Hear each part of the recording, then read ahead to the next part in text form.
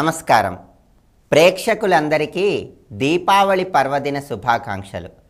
తైలే లక్ష్మీర్జలే గంగా దీపావళి తిథౌ వసేత్ అలక్ష్మీ పరిహారార్థం తైలాభ్యంగో విధీయతే.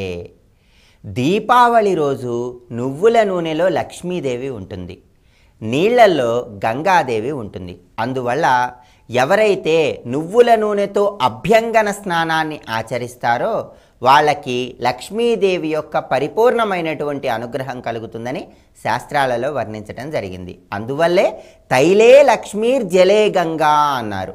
ఎవరైతే నువ్వుల నూనెతో దీపావళి రోజు అభ్యంగన స్నానాన్ని ఆచరిస్తారో అలక్ష్మీ పరిహారార్థం తైలాభ్యంగో విధీయతే.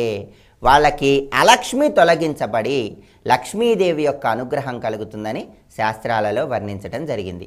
దీపావళి రోజు ప్రత్యేకంగా సంధ్యా సమయంలో గృహంలో పూజా మందిరంలో అష్టదళ పద్మాన్ని వేసి అక్కడ లక్ష్మీదేవి యొక్క చిత్రపటాన్ని ఉంచి ఆవు నెయ్యితో దీపం వెలిగించి గులాబీ రంగు పుష్పాలతో లక్ష్మీదేవిని పూజిస్తూ దీపావళి నాడు ప్రతి ఒక్కరూ లక్ష్మీదేవికి, కుబేరుడికి, ఇంద్రుడికి సంబంధించిన 3 శ్లోకాలను జపించుకోవాలని మంత్రశాస్త్రపరంగా చెప్పడం జరిగింది. ఆ శ్లోకాలు ఏంటో ఇప్పుడు మనం చూద్దాం. ముందుగా లక్ష్మీదేవికి సంబంధించినటువంటి ఏ శ్లోకాన్ని జపించుకోవాలో ఇప్పుడు మనం చూద్దాం. నమస్తే సర్వదేవానాం వరదాసి హరేహ ప్రియా యా గతిస్త్వత్ ప్రపన్నానాం సామే భూయాత్ త్వదర్చనాత్. అదేవిధంగా దీపావళి నాడు ఇంద్రుడికి సంబంధించిన శ్లోకాన్ని కూడా చదువుకోవాలి. ఆ శ్లోకం ఏంటంటే ఐరావత సమారూఢో వజ్రహస్తో మహాబలః శతయజ్ఞాధిపో దేవస్తస్మా ఇంద్రాయతే నమః. అలాగే దీపావళి రోజు లక్ష్మీ పూజ చేస్తూ లక్ష్మీ శ్లోకం, ఇంద్రుడి శ్లోకం జపించిన తర్వాత కుబేరుడి యొక్క శ్లోకాన్ని కూడా తప్పనిసరిగా చదువుకోవాలి. ఆ శ్లోకం ఏంటో ఇప్పుడు మనం చూద్దాం. ధనదాయ నమస్తుభ్యం నిధి పద్మాధిపాయ చ భవంతు తత్ ప్రసాదాన్మే ధనధాన్యాది సంపద. ఎవరైతే దీపావళి రోజు లక్ష్మీ శ్లోకాన్ని, ఇంద్రుడి శ్లోకాన్ని, కుబేరుడి యొక్క శ్లోకాన్ని సంధ్యా సమయంలో దీపం పెట్టి చదువుకుంటారో వాళ్ళ ఇంట్లో అష్టైశ్వర్యాలు తాండవిస్తాయని మంత్రశాస్త్రపరంగా చెప్పడం జరిగింది. అలాగే దీపావళి నాడు అర్ధరాత్రి సమయంలో ప్రతి ఒక్కరూ కూడా అలక్ష్మీ నిశ్చరణ అనేటటువంటి కార్యక్రమాన్ని చేయాలి. అంటే దీపావళి రోజు అర్ధరాత్రి సమయంలో గృహంలో చాటలను పెద్దగా శబ్దం చేయాలి. వీలైతే గృహంలో పెద్దగా డప్పులు వాయించాలి. అలా పెద్దగా డప్పులు వాయిస్తూ పెద్దగా చాటలను శబ్దం చేస్తే ఆ శబ్దాలకి గృహంలో నుంచి జ్యేష్ఠాదేవి వెళ్ళిపోతుంది, అలక్ష్మి వెళ్ళిపోతుంది, లక్ష్మీదేవి మన గృహంలోకి ప్రవేశిస్తుందని ఆ విధంగా చాటల శబ్దం చేసిన తర్వాత ఇల్లంతా కూడా ఒకసారి పసుపు నీటితో కానీ మామూలు నీళ్లతో కానీ శుభ్రం చేసుకోవాలని, దీనిని అలక్ష్మీ నిశ్చరణం అనే పేరుతో పిలుస్తారని శాస్త్రాలలో వర్ణించడం జరిగింది.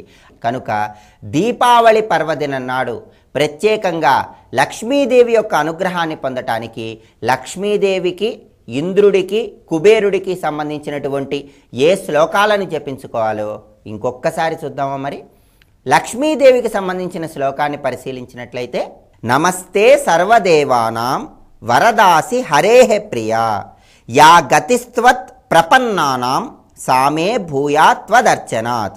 అదేవిధంగా ఇంద్రుడికి సంబంధించిన శ్లోకాన్ని పరిశీలించినట్లయితే ఐరావత సమారూఢో వజ్రహస్తో మహాబలః శతయజ్ఞాధిపో దేవస్తస్మా ఇంద్రాయతే నమః. అలాగే కుబేరుడికి సంబంధించినటువంటి శ్లోకాన్ని పరిశీలించినట్లయితే ధనదాయ నమస్తుభ్యం నిధి పద్మాధిపాయ చ భవంతు తత్ ప్రసాదాన్మే ధనధాన్యాది సంపద. ప్రతి ఒక్కరూ కూడా లక్ష్మీదేవి చిత్రపటానికి గులాబీ రంగు పుష్పాలతో పూజిస్తూ ఆవు నెయ్యితో 5 ఒత్తుల దీపాన్ని వెలిగించి లక్ష్మీదేవికి, ఇంద్రుడికి, కుబేరుడికి సంబంధించిన ఈ శ్లోకాలను జపించుకోవాలని మంత్రశాస్త్రపరంగా చెప్పడం జరిగింది. అదేవిధంగా టపాకాయలను కాల్చడం ద్వారా కూడా దారిద్ర్యాన్ని తొలగింపజేసుకోవచ్చు. దారిద్ర్యాన్ని తొలగింపజేసుకోవటమే టపాకాయలు కాల్చటంలో ఉన్నటువంటి అంతరార్థం. కనుక ప్రతి ఒక్కరూ కూడా దీపావళి పర్వదినం నాడు నువ్వుల నూనెతో అభ్యంగన స్నానాన్ని ఆచరించండి, శ్లోకాలను జపించుకోండి, అష్టైశ్వర్యాలను పొంది ఆనందకరమైన జీవితాన్ని గడపండి. ఇప్పుడు శుభదినం అనే అంశంలో ఈనాటి విశేషం ఏమిటో, ఈనాడు ముఖ్యంగా ఆచరించవలసిన విధి విధానాలు ఏమిటో పరిశీలిద్దాం. సర్వే జనాః సుఖినో భవంతు.